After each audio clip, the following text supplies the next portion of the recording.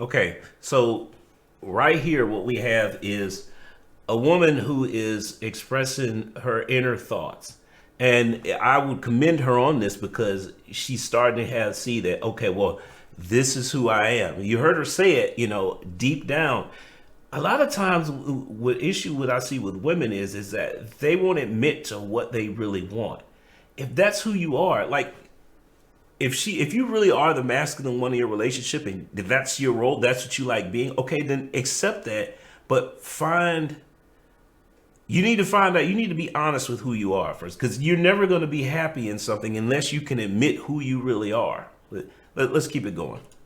I feel like they don't look, they can't look past it. That's why I feel like I attract a lot of men who lead with a wounded, again, it's important, wounded versus ego, a wounded feminine part of them. So you're flighty, you're you don't know where we're going, and you're like, this bitch knows where she's going, I'm following her. And at my core, I'm going to start to resent you because I really just want to be feminine. I want to lean more into that. I don't want to have to be a man. But I'm also questioning, what if that's my dynamic, though? What do you mean? Why you say you question it? Because I'm also open to the idea of, well, what would be so wrong with me leading with my masculine in a relationship, period? What's wrong with that? If there's a balance. But then that's where I just go back to, at my core, I want a man to know what the fuck he wants. I have no. Well, you just answered your own question, though. Okay, so the statement she just made that's a high level thought process, right? Because at the end of the day, relationships are about balance, including marriage, right? You guys, whoever you're in a relationship with, you guys have to balance each other out. Now, again, she was talking about being the masculine one in a relationship. Okay, well, if you're a woman, if that's who you are, right? That's who you want to be. Then you need to accept what comes with that. Otherwise, you're never going to be happy. Now, the other thing she mentioned was deep down in her core, that's not who she is. Okay, well, then again, you have to be honest with yourself because, again, there has to be some balance. The issues come up when you're portraying yourself as being this masculine woman and you're very dominating and you want to be the head of the relationship. Okay, well, when that's you, what kind of guys are you going to attract? You're going to attract men who are okay with you taking the lead. Now, if that's what, again, it's all about balance. Because if that's really who you are, then that's what you're going to get, and that's what you have to work with. See, a lot of times, well, let me put it like this: do I believe there's somebody out there for everyone? No, that doesn't make sense. Math says no on that. Okay, it's just. And in this country, there are more women than men. So the answer to that is an obvious no. That can't work. Now, what I do believe is that there is a type for everyone. Now, you can't figure out what that is until you're actually honest with yourself. The same goes for men too. If you know that you spent the majority of your life and you haven't developed actual leadership skills as a guy, then you may need to find a woman who is more masculine. I mean, that might be the balance that's going to make the relationship sustainable, right? I need more married people making a voice. I mean, too many times, like I talked about before, in our community where a small group of minorities are misrepresenting our culture. So we've got to support channels like hers and channels like We Need to Talk so we can start making improvements in our community. I can't remember what the conversation is about, so we're just going to go ahead and get started. Remember to subscribe, like the video. Let's go ahead and get to it. You're guilty until proven innocent. You're unintelligent until sometimes even when you prove yourself unintelligent, he might be gay. You know what I mean? There's something else. Do you think that's part of it? I do think there are some experiences, but maybe not theirs. I think that's one of those things that strong woman had to do, them adapting to the man not being there or either to the abuse that they did. Now, this is a real thing. Y'all do know that in past, there has been some men that have been very violent to women. Sometimes in marriage relationships, they were not good. So I do think some people have seen some terrible things. And it's just been carried on. And I think if you give a certain amount of people a voice, it is very contagious. And I think that's what's happened. I also think that sometimes these experiences are not all of theirs. You know, they're just grabbing hold of it. I didn't know people do that, but they do. Yeah, so there is a lot of evidence in this in our community. In particular, this is how negative stereotypes get perpetuated. Again, this is one of those topics where the gender war is dumb. It's like a lot of times both men and women will bring up these things of the past and just insinuate or assume that they're still happening today, even though we have statistical data out there that disproves it. But you said as a woman ages, she loses her value. As a man ages, he gains in his value. So is she not losing equally to like get divorced later on in life? You know what? I can see where she's coming from. The only problem is that women initiate most of the divorces. It's your choice. So, I mean, if you're choosing to leave the marriage, then you have to deal with the consequences of it. That's just the way it works.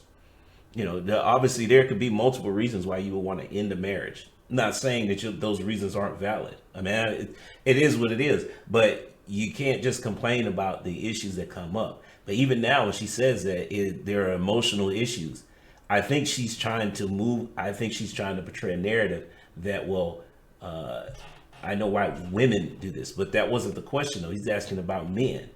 And the whole point of this is that, again, we got to work to start understanding one another, not just pushing, well, this is my narrative, so it's the only one that's important. No, marriage is comprised of two people. So you got to figure out what is important to them. That's one of the secrets of marriage is like you got to be able to understand your partner. So, and that's how you know whether or not somebody is ready for marriage. It's like, do they understand you? Are they trying to learn more about you? Or is it just me? Whereas, we want more traditional men, and men today aren't traditional. Usually when you hear that, when women talk about that, they're talking about being protectors and providers. So now I know Myron's going to have a response. Let's go ahead and break this down. Taken out. They want to be treated nice. They want that off rip. Like, whoa, wait, you're supposed to be doing that for me. But like I've met a lot of feminine guys. Yeah, the roles are now reversed. I feel like that women are making more money than men. Yeah, exactly. Niggas be lazy as hell now. They don't want to do nothing. They want you sell drugs. Okay, so they want you to do everything for them. As long as he get it. And don't do nothing for you. All right. So we're not gonna. Yeah. So again, negative terms, gender wars in full effect here. They're going back there, and she's trying to go, throwing shade at men, or the men.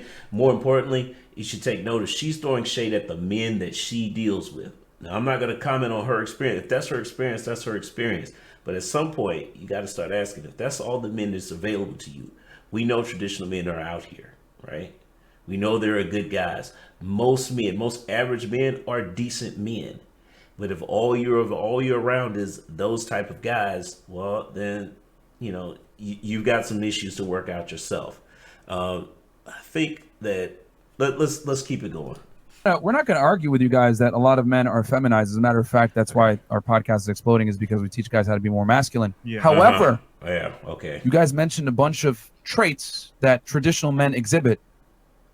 Modern day women are not traditional. Are any of you guys virgins? No. Exactly. Wait. Hold on. No. Because if we're going to put the standard on men that you want them to pay bills and be masculine and protect you, whatever, let's go all the way. Can you cook? You guys cannot expect clean a traditional man while you absolve yourself of traditional feminine responsibilities, because that's a bad deal for the man. Yeah, absolutely. So none of you are virgins. Okay. How many of you are good cooks and have a recipe book or whatever it may be? Recipe book? See, Yeah. I feel like it's different now. Okay, the wife does. Yeah, the wife does. So I feel like that used to play a hold on, part. let me continue. Because if we're gonna have, like I said, and you'll be able to rebut this, but the point I'm trying to make is that women cannot hold men to traditional standards, not be traditional themselves, and then expect the man to pay full price for a depreciating asset. I'm gonna say that again. You cannot be non-traditional women and want the man to be traditional on his side and pay full price for a depreciating asset that isn't traditional on his end. Because whether women want to accept it or not, The reason why men were traditional and chivalrous was because women were virgins. They're polite, they're feminine, they're submissive. And when you got a wife, she was a wife, not a boss babe, not a boss bitch, none of this stupidity that's going on. So what's happened is female liberation has given you guys a liberation you want. But with every action comes a reaction. Female liberation, guys realize they don't got to pay for the cow when they can get the milk for free. You guys created this. So we got to take some accountability here. You can't complain about the state of men because men always acquiesce to the situation and adapt and innovate to get sex. Either. Okay, so what he's talking about is he's actually right on this. Now, where does that leave us though, right? Because men and women still, again, gender wars in full effect, people are still butting heads. The reality is that, you know, if we want to improve the community, we've got to get marriage rates up. Nuclear families need to make a comeback. Now, how does that work then? Okay, well, the women on this podcast today they're more modern. Okay, well, there's nothing wrong with, you know, if you're more modern, if you're a more modern woman, then you look for a modern man. You guys need to work out. You're going to have to define the roles in the marriage, and preferably up front. Now, a man who leads with character, that's what I recommend most average men do. Average men. This is where we can make up a lot of ground, is that the amount of character that we have. Because number one, character is always going to be in high demand, and number two, you can always go and develop it yourself. You don't need external sources to do that. But the other thing is that, you know, a man who leads with character, who's high in character, that may, you know, like I said, that's almost like the great equalizer there. Because I'm surprised that none of the ladies have brought this up yet, and it may be about to happen. But there's another issue with a man who has excess in finances. I'm almost certain, because it's one of those YouTube talking points, so I'm almost certain somebody's gonna bring it up. I'd be really shocked if they didn't. But yeah, again, if men who lead with character, so this tends to happen with average men, and the average man myself, I can tell you that we can show up emotionally, and finances may be enough for us that we could be earning that average income, which is not a lavish lifestyle, but it is enough to support a family. So we can already show up just based on that with emotional security. Again, that's one of our superpowers, right? But let's keep going, because I think there's one more talking point in here that they haven't brought up yet, but I'm almost certain they will. That's an important part of it. So the question more so wasn't about, it was about the average man, right? We're not talking about somebody who is struggling per se. We're talking about women who chase after men who can give them a certain lifestyle. With this day and age with social media, where we can see it up front. We see these women taking trips and their man flying them out, doing all these. Yeah, I think it's, you know, I think B. Taylor is about to, that's her name, B. Taylor. Yeah, I think B. Taylor is about to address the elephant in the room. Like I said, it's big. It's a big YouTube talking point. It's starting to get. Well, let's just go ahead and get through it.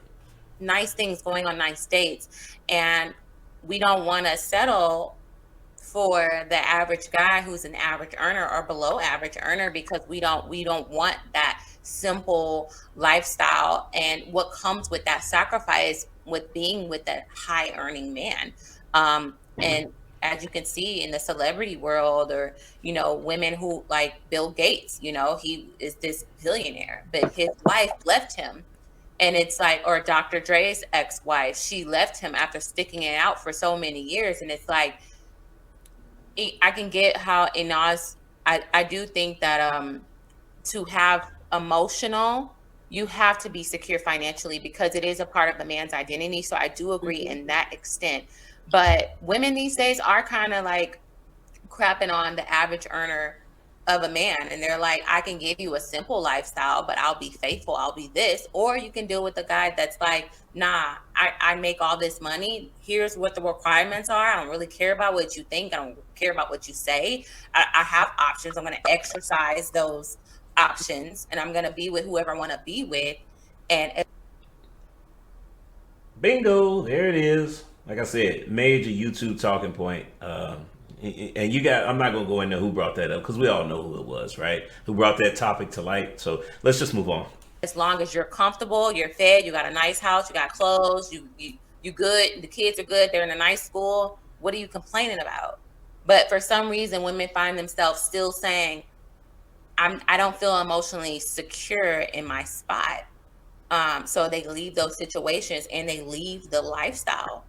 That was what I was trying to get at with Inez, because she said he needs to be financially secure to show up as his best self in a relationship. But the flip side to that I was getting at is kind of examples that you were given, is that if he is, let's say, a high value man, that in what comes along with that based on the examples that you gave. Now, I'm not to say that all men are like that, so I don't want to say that, because that's not the case.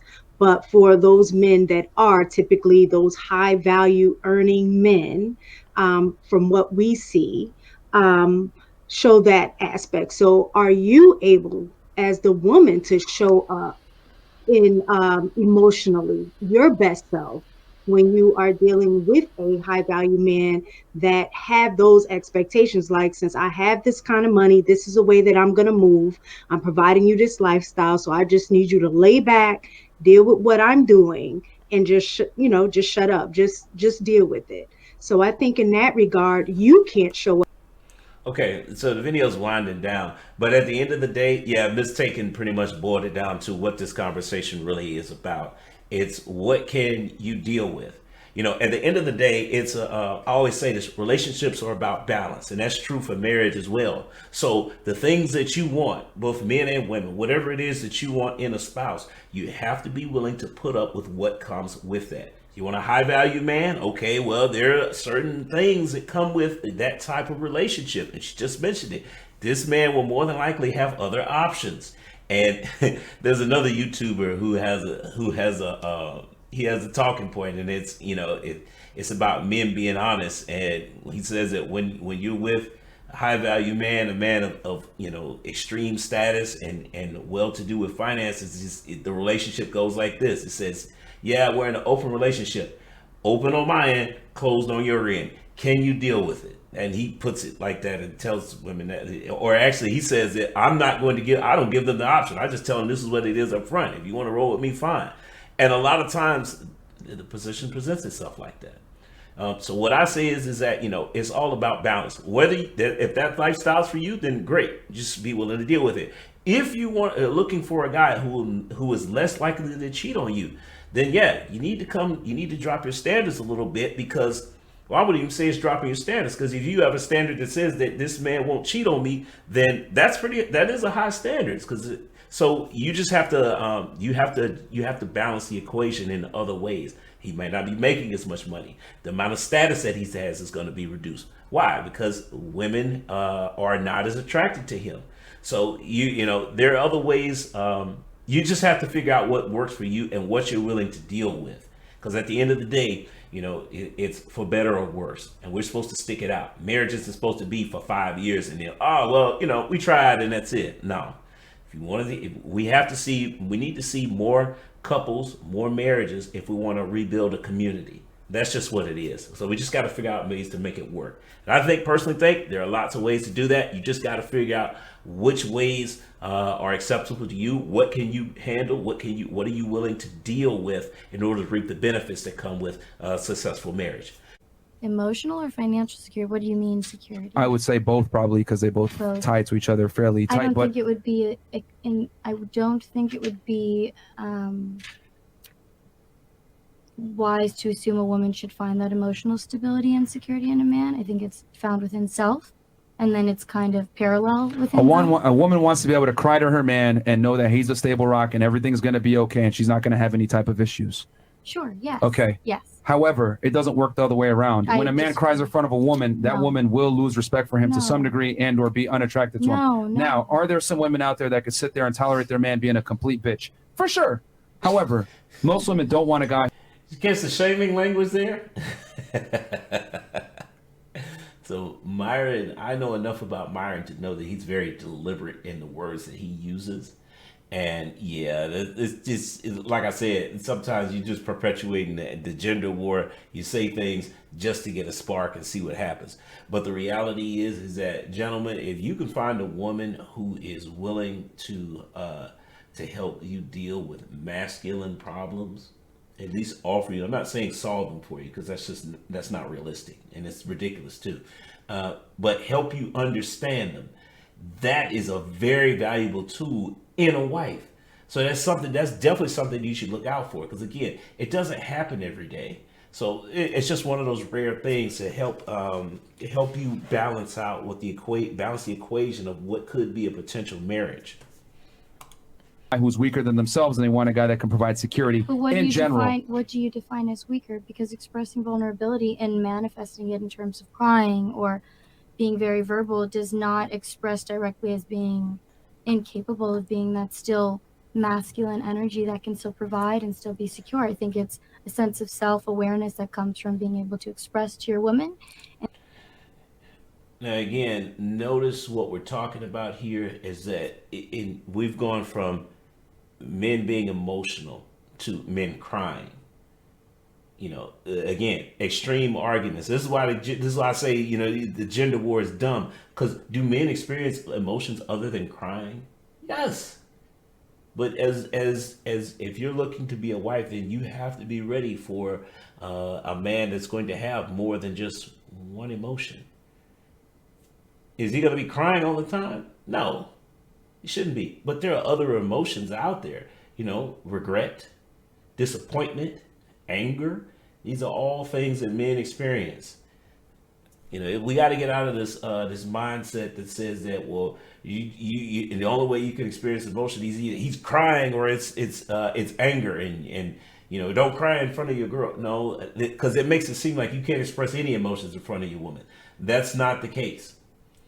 The woman that you marry should be able to identify with you, to see things from your perspective, and to help you understand where your place is in the world. Now, they shouldn't be trying to solve the problems for you. Those things, but they should be trying to work with you and assist you in helping out with solving your issues. In this moment, I need you to comfort me. Obviously, if it's every day and there's no ability to cope within himself and no sense of internal self-soothing, then yes, it can be overwhelming. It can be a turn off. Why open up Pandora's box? Why does it have to be Pandora's box? Because women aren't necessarily equipped and or understand male struggles at all. Well, so men and women have different life experiences that different vastly change perspectives. the way we view the world and we view adversity and problems. We have different perspectives. We have similar experiences. It's all Not about, at all. There's a burden of performance on men that is not on women. If a man's a loser, he feels the ramifications of being said loser. If a woman's a loser, it's not that big a deal. She can go ahead and find a guy to take care of her. Men must hold on. I have a great statement. So. There is a burden of performance on men. Men must be stronger. Matter of fact, hold on. Just rewind the show. All of you guys said you wanted a man who's taller than you. I didn't say that. Stronger than you. Didn't say makes more money than you. It's not harder to be stronger than me. All of you will describe the man who, quite frankly, on paper is better than yourself. So my thing is this. Wait. Let me finish my point. Okay, so this is a gotcha moment, and it's very popular on YouTube. But I'm surprised nobody has said anything about this, because he uses this argument a lot. But the reality is that the things that he's talking about are masculine qualities. So do women want a man who is more masculine than them? Yes, 100%. But that isn't. So this is where, and this is one of the reasons why a lot of times admired in particular gets labeled as being a misogynist, because people they don't know what that word means. They think it's just talking down about women, but it's actually not.